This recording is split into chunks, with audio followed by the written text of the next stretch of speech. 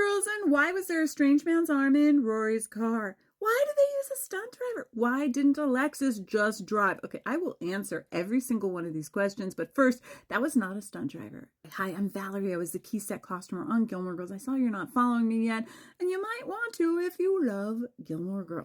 But who was that mysterious man's arm? That's Mike Padovich. He was the head of the transportation department on Gilmore Girls, the one responsible for all the vehicles you saw in front of the camera and behind. Fun fact, you might even recognize him in front of the camera. He played Emily and Richard's driver. But why didn't Alexis drive the car? Okay, well, in order to answer that question for you, I need to kind of put you in what was going on that day.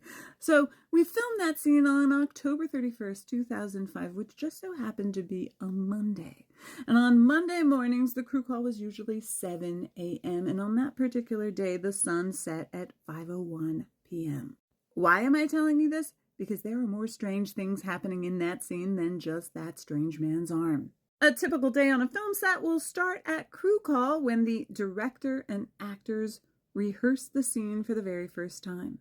They work out the beats, they figure out where they're going to land, and then the crew steps in to watch. This is called a marking rehearsal. The camera department will lay down T's, which are marks, wherever the actors are going to stand. The actors then go back to base camp, get ready, and the stand-ins will then take over the lighting process. Now, in this particular scene, they're not using lights that early in the morning because there is plenty of light in the sky. But the master of that shot was set up on a dolly, which was on dolly track.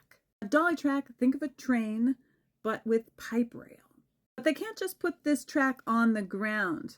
They need to make sure that it is elevated, stable, and level so that there is no dips when the camera rolls over that section of track. Dolly tracks can take a little bit of time to set up, especially when you're in the backyard where there is gravel and grass and you are moving around a car. Now remember, there are a lot of moving parts in this scene. We have a car, a dog that's inside the car. You have actors that land in two different spots, which require turnarounds on each spot that they land. My job is to take photos of the actors so that I can match continuity, and I didn't take the very first shot of the day until 11:30 when we finally finished the master. That's 4 hours on the very first shot of the day. And there's a lot of shots that they still need to get, and they are losing time because the sun eventually is going to set. After we finished filming the master, we still needed to get the shot of the dog in the car and the dog leaving the car, as well as the car driving off. But those weren't the only shots we still needed to get. We needed to get a shot of Lauren where she is standing in front of the bush,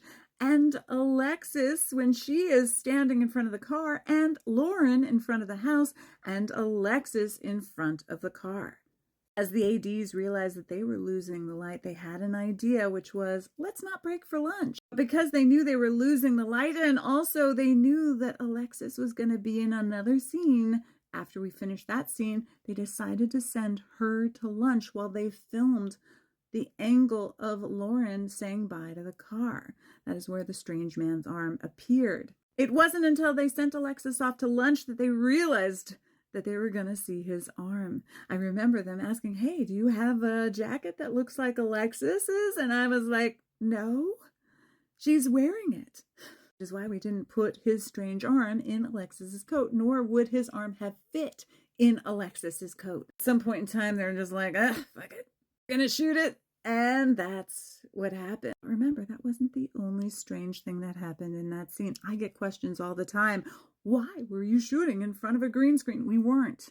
By the time we finally got to the turnaround that included the house, we were filming in complete darkness. The sun set at 5:01 p.m. that night. So the electricians, who had basically been sitting around all day waiting for it to get dark, lit up the backyard, and that's why it looks so flat.